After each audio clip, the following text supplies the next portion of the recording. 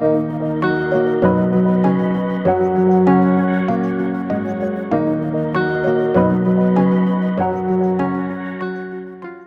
you very much, Madam Chairman.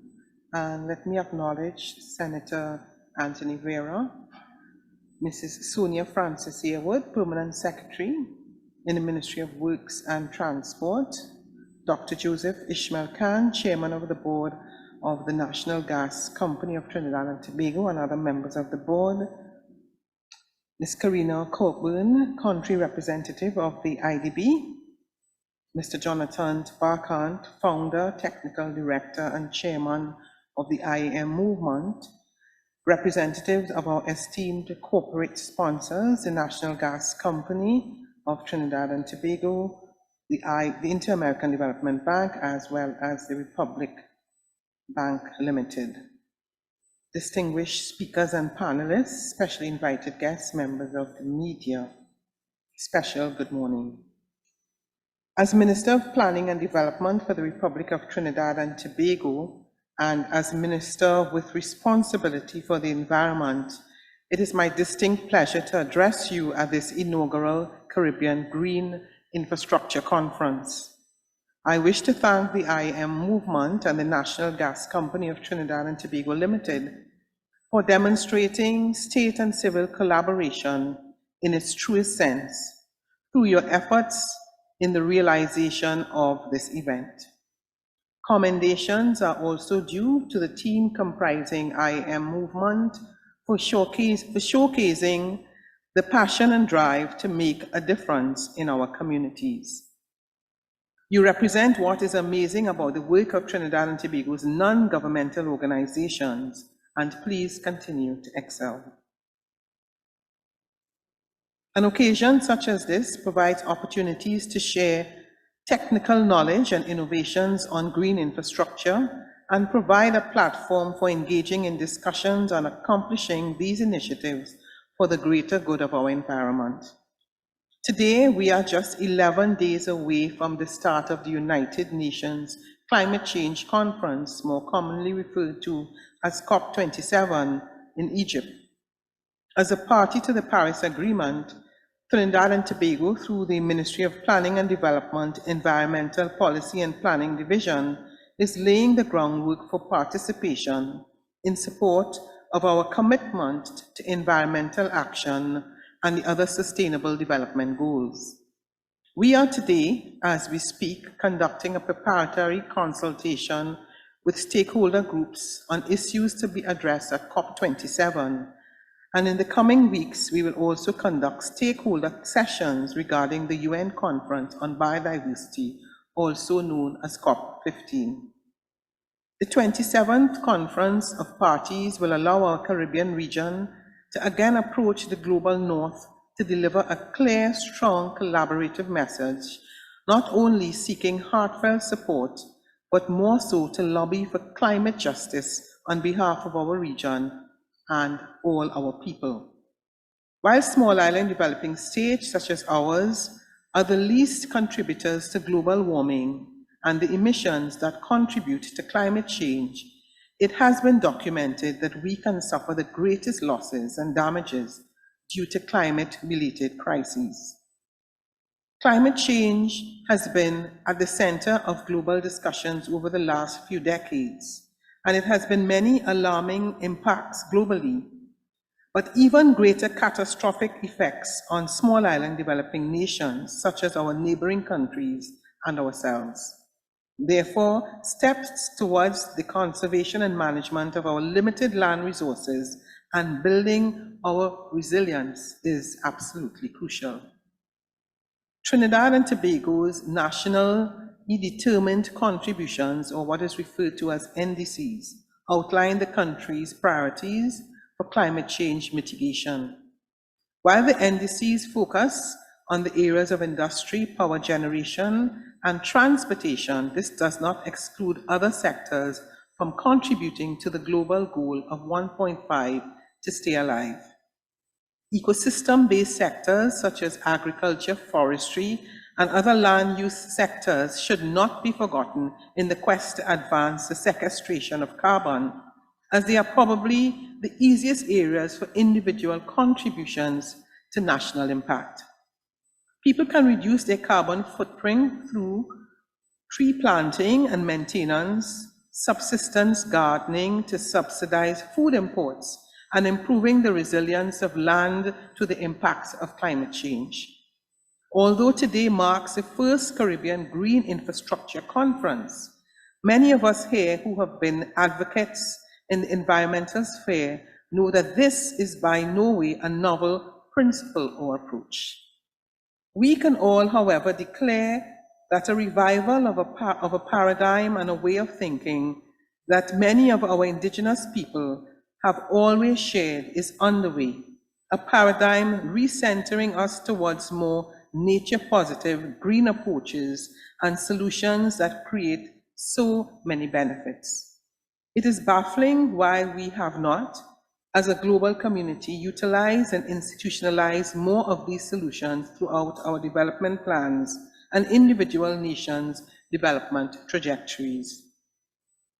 Green technologies have been with us as far back as we can recall, and though not a conventional approach, they have certainly been a part of indigenous principles and culture. Today, we can certainly celebrate that once again, we, as a people, as technocrats, as civil society, as diplomats, and high-level decision makers, and as members of our Caribbean society, are making a collaborative approach, and that is a united effort to once again realign our thinking towards green and blue technologies and nature-based solutions, better integrating these opportunities within our national development strategies. In the light of this, I am happy to state that the Environmental Policy and Planning Division of the Planning and Development Ministry has been integrating the concept of ecosystem-based adaptation, or EBA. The EBA approach uses ecosystems and ecosystem services as part of an overall strategy to help people adapt to the adverse effects of world's current environmental challenges through initiatives such as the BioReach project, which refers to the biodiversity conservation and agroecological land restoration in productive landscapes of Trinidad and Tobago. This project is valued at a little over $22 million US through a mix of grant funding from the Global Environment Facility and co-funding commitments from the Government of Trinidad and Tobago.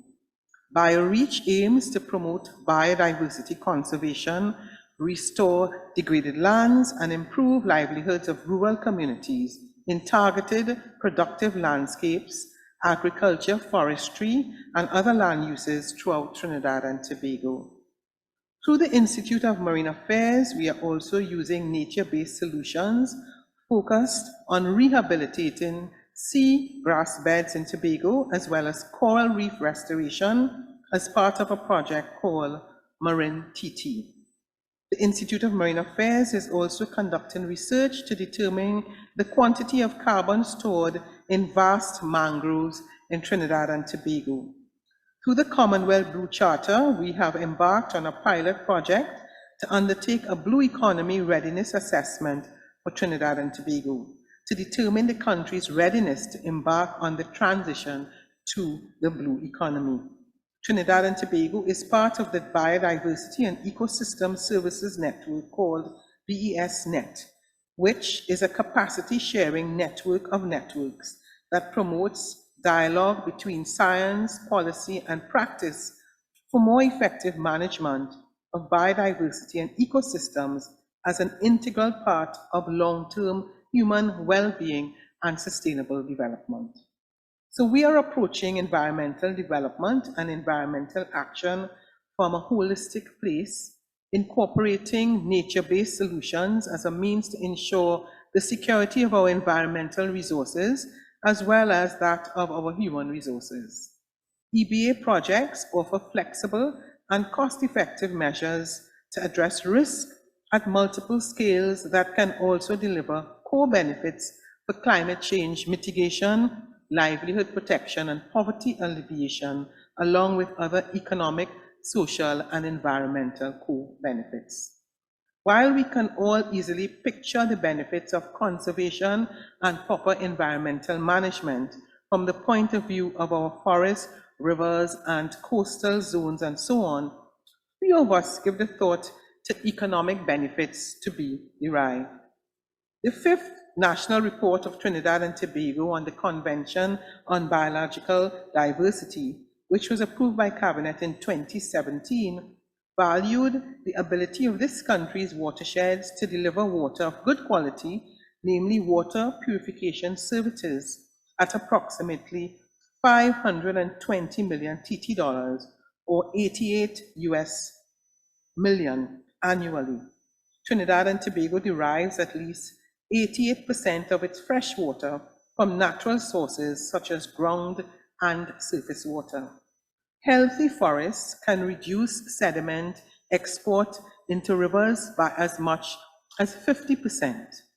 The forest in Trinidad's northern range provides soil retention services that are valued as high as 622 million US dollars annually. The coastal ecosystem and their biodiversity, namely coral reefs, mangroves, wetlands, and seagrass beds, also play an important role in protecting our shorelines. The report highlights that almost the entire length of Tobago's coastline is dependent on coastal ecosystems for some type of protection. This study also indicated that the value of the shoreline protection provided by coastal ecosystems for Trinidad and Tobago ranges up to 132 million US dollars. Sorry, 133 US per hectare per year. Aside from protection services, coastal ecosystems also support recreation and tourism-based activities valued at up to 390,000 per hectare per year.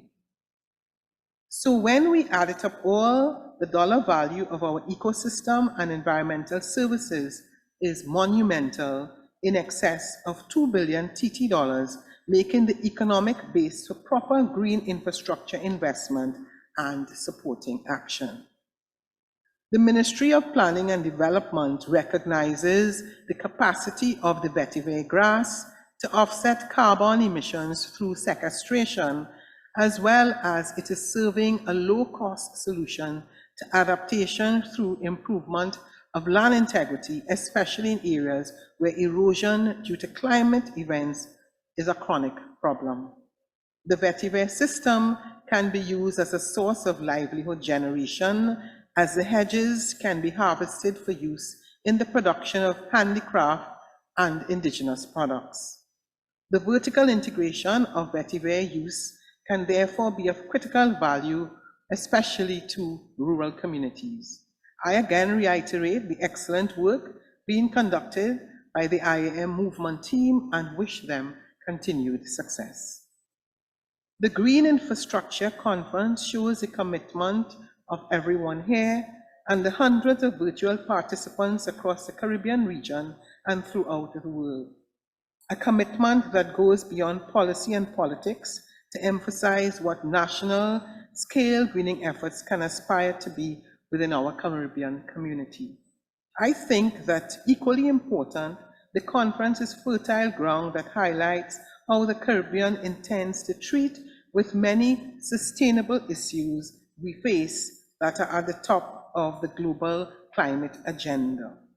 It signals simultaneously how, as a region, we have been adapting and grappling with significant financial challenges for climate mitigation and climate adaptation that we, as well as many small island states, are facing.